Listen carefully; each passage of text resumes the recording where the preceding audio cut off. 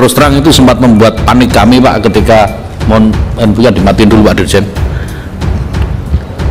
Jadi itu sempat membuat panik kami karena apa namanya ya proses pembayaran itu ya mendekati penutupan pelunasan, jadi sempat membuat kami deg-degan, lebih deg-degannya itu melebihi ketika fraksi PKS dulu menolak BPIH Pak. Dan alhamdulillah BSI clear dan sekarang fraksi PKS pun sudah mendukung dengan bahkan minta tambahan 18.000. Itu luar biasa Pak, dulu tidak menerima tapi sekarang minta tambahan 18.000, itu saya kira bismillah lah itu Pak, kira-kira kalau bukan izin Allah nggak mungkin itu Pak. Terima kasih sudah klik video ini, jangan lupa tekan tombol subscribe untuk bergabung. Dalam hitungan saya persilahkan kalian untuk tekan tombol subscribe. 10, 3, 2, 1. Saya ucapkan selamat bergabung dalam channel ini. Ibu jamaah tambahan, dan perlu kami informasikan per jam ini alhamdulillah sudah yang mendaftar lunas sudah kelebihan berapa orang tadi? 13 orang Pak dari kuota. 62 lebihnya. Udah lebih 62, jadi sudah lunas, sudah 100% plus 62 orang Pak. Jadi ini menunjukkan bahwa kawan-kawan kami di daerah kerjanya keras Pak. Jadi tidak perlu diragukan lagi itu Pak. Karena instruksi dari awal memang kami minta seluruh jajaran KUA untuk mendatangi jamaah-jamaah untuk menanyakan satu persatu apakah akan dilunasi atau tidak. Kalau tidak pun kami minta surat pernyataan Pak, tidak akan melunasi. Jadi yang tidak melunasi itu harus membuat surat pernyataan mereka tidak melunasi. Jadi ini saya kira yang menjamin sampai detik ini sudah terlewati lebih dari 100% sudah melakukan pelunasan. Bahkan ketika BSI sempat down, di mana 80% jamaah kami membayarnya lewat BSI Pak. Down 5% yang mengakibatkan kami perpanjang pembayaran ini sampai hari Jumat besok Pak. Jumat besok baru kita tutup, tapi sebelum kita tutup ternyata sudah lebih ya, alhamdulillah. Artinya kita akan lebih konsentrasi pada ke 8.000 jamaah tambahan ini. Izin pimpinan sedikit nambahin apa yang disampaikan Pak Gusmet. Gimana perkembangan BSI itu Pak? Ya sudah membaik Pak. Sudah katanya sudah mulai bisa. Sudah mulai bisa lagi. Sudah tidak ada masalah. Terima kasih Pak John.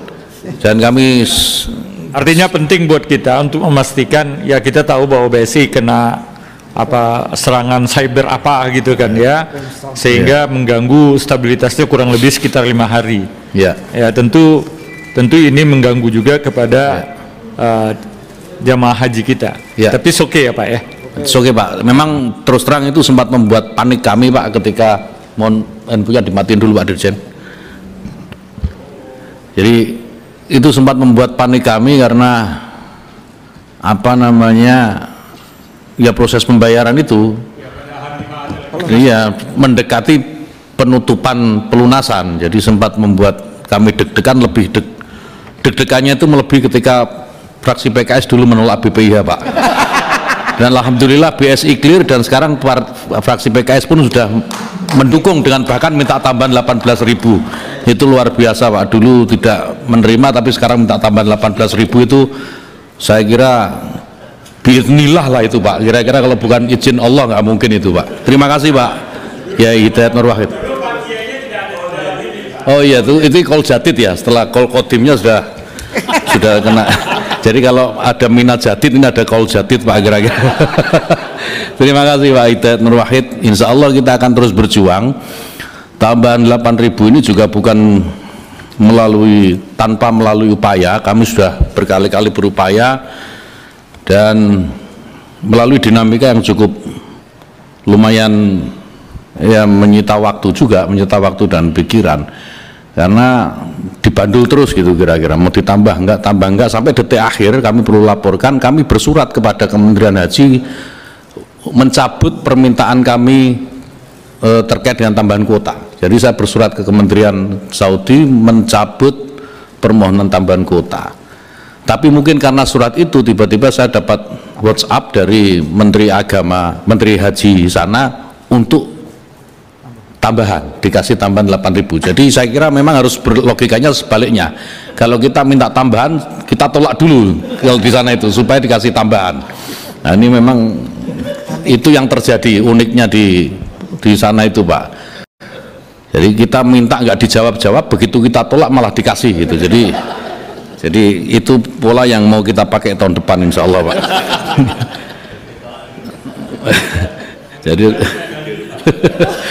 Jadi terkait dengan soal kepastian kapan jamaah cadangan berangkat, insya Allah kalau dengan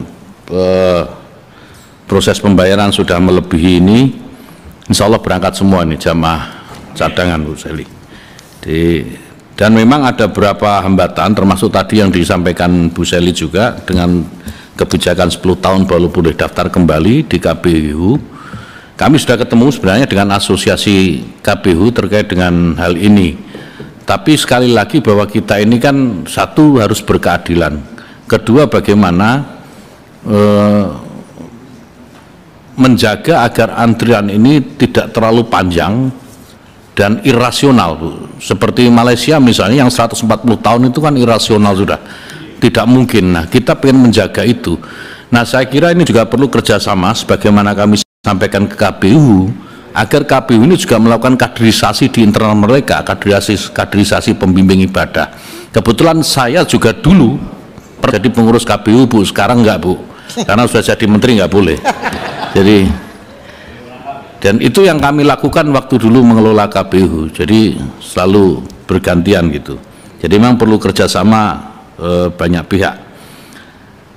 Nah Bapak Ibu sekalian, saya kira terkait dengan pengaturan 8.000 jamaah tambahan, kami akan segera melakukan pembahasan begitu nanti disetujui secara resmi Komisi 8 berdasarkan pada masukan dari Bapak Ibu sekalian.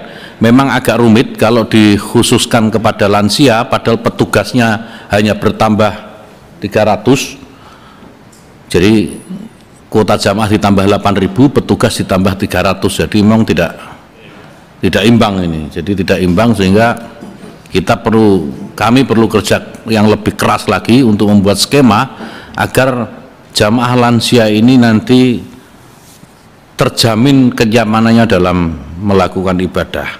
Masukan-masukan yang Bapak Ibu sekalian sampaikan tadi menjadi masukan yang sangat penting. Apakah bisa diberikan kepada pendamping lansia gitu yang 8.000 atau bagaimana?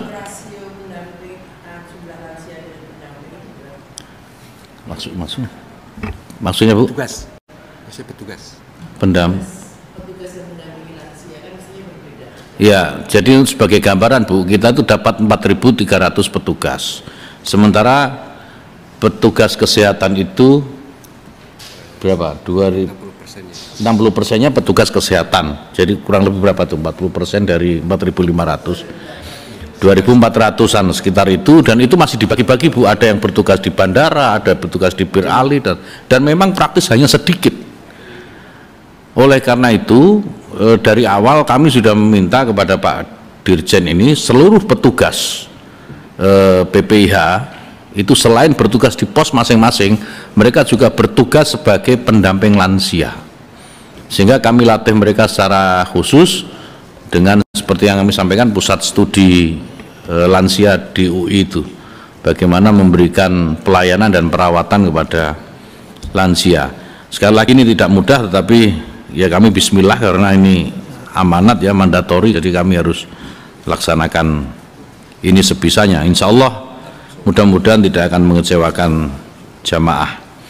Kemudian terkait dengan suhu panas yang harus diantisipasi. Tahun kemarin saya mencoba Pak Yandri rompi yang dibikin oleh Kemenkes. Rompi ini pendingin dan memang sangat membantu. Rompi pendingin. Problemnya ya tentu yang pertama anggaran. Karena itu yang bisa mengadakan hanya Kementerian Kesehatan. Apakah Kementerian Kesehatan mau mengadakan itu ya kita tidak tahu, dan karena harganya mahal. Dan perlu alat khusus memang seperti kulkas gitu untuk mendinginkan yang ada di dalam jaket itu, ada semacam es itu yang harus didinginkan, dan itu sangat membantu. Di luar itu memang kita agak kesulitan ya, mau pohon nggak ada di sana itu Pak. Musim panas itu pohon juga udah nggak ada, kalau toh ada nggak ada daunnya lagi itu. Ya memang kita hanya mampu memberikan semacam apa himbauan gitu, misalnya pakai kipas anginnya ada airnya itu, atau sering-sering menyemprot dengan air gitu ya, apa kepala dan badannya. Dan nanti kami usahakan kalau masih ada anggaran yang mungkin dilakukan refocusing untuk menyediakan peralatan tambahan lah, semacam kipas atau apa gitu, untuk membantu para jamaah, terutama yang jamaah lansia. Kemudian terkait dengan jamaah yang dari Bengkulu tidak bisa berangkat sendiri, dari awal sebenarnya kami sudah mengikhtiarkan ini Pak Yandri, tapi memang ada beberapa keterbatasan, terutama soal syarat daerah bisa diberlakukan sebagai embarkasi 11 kloter atau sekitar 4.000 jamaah, sementara Bengkulu belum sampai segitu. Nah kami akan coba kaji kembali di waktu yang akan datang bagaimana cara membongkar ini, karena terus terang kami juga menginginkan itu Pak, jamaah di mana dia berasal ya dia berangkat dari situ, itu juga keinginan kami. Memang ada beberapa peraturan yang menjadi hambatan gitu. Nah kemudian terkait dengan jadwal yang belum pasti untuk jamaah di luar kloter awal, sebagaimana Pak Huda tadi tanyakan, ini kan terkait juga banyak hal yang terkait gitu, salah satunya pemvisaan. Jadi kalau semua sudah tervisa, 221.000 jamaah itu sudah tervisa, kita bisa jadwalkan secara akurat gitu ya. Tetapi karena kan visa ini kan juga tidak bisa langsung, kecuali visa kita yang bikin sendiri bisa itu Pak. Masalahnya bisa tergantung dengan pihak Saudi. Jadi kita tunggu kepastian pemvisaan dulu baru kita bisa menjadwalkan. Nah kenapa di kloter awal kita bisa jadwalkan dengan pasti ya, karena itu yang kita kejar dulu, kloter awal visa ini selesai, dan visa itu kan harus dilakukan bertahap gitu. Nah kemudian terkait dengan soal apa tadi Pak Aceh sampaikan, ada soal tambahan waktu tadi saya sampaikan sudah kita tambah sampai hari Jumat besok, tapi faktanya hari ini juga sudah melebihi.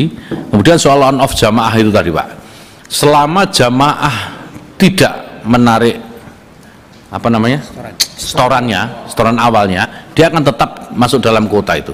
Kalau kebijakannya nanti yang soal 8.000, yang 8.000 tambahan itu kita bisa gunakan untuk jamaah lansia dan pendamping, ini bisa masuk lagi selama dia tidak mencabut setoran awalnya. Kita bisa bikin kebijakan seperti itu.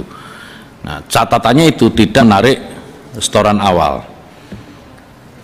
Nah saya kira itu Bapak Ibu sekalian, dan selebihnya saya kira semua masukan saya sudah catat satu persatu tadi. Dan sekali lagi terima kasih atas respon dari Bapak Ibu sekalian dan pendampingan serta saran dan kritik yang selalu diberikan kami. Terima kasih. Assalamualaikum warahmatullahi wabarakatuh.